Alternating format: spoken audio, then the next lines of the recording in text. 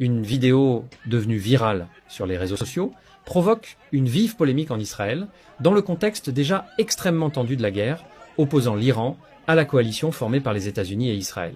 Les images montrent le ministre israélien de la Sécurité nationale, Itamar Ben-Gvir, brandissant une arme de poing face à plusieurs citoyens israéliens qui manifestaient leur mécontentement face à la guerre. Selon les images largement partagées en ligne, la scène se déroule au milieu d'un groupe de civils, visiblement en colère. Des manifestants interpellent le ministre et dénoncent la guerre en cours, accusant le gouvernement de mettre la population en danger. Dans ce climat de forte tension, Itamar Ben-Gvir sort alors une arme, un geste qui a immédiatement suscité une vague de réactions et d'indignation sur les réseaux sociaux.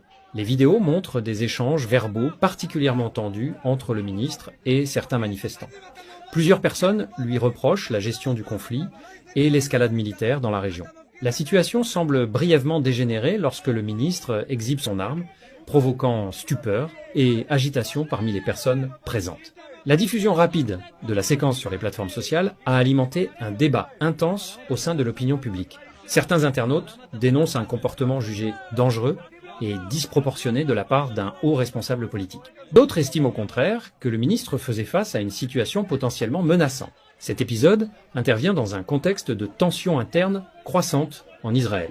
Depuis le début de la confrontation régionale entre Iran et la coalition menée par United States et Israël, une partie de la population exprime ses inquiétudes face aux conséquences sécuritaires et économiques du conflit. Pour l'heure, les autorités israéliennes n'ont pas encore communiqué officiellement sur l'incident, ni sur les circonstances exactes ayant conduit à cette altercation. Mais cette séquence virale vient illustrer la nervosité qui traverse actuellement la société israélienne, où le climat politique et sécuritaire demeure particulièrement fragile.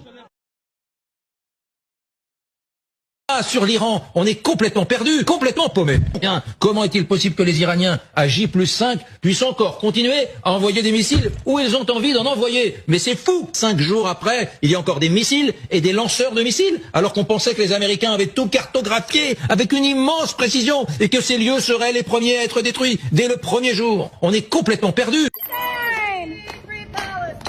Free, free Palestine! Free, free, free Palestine! Woo!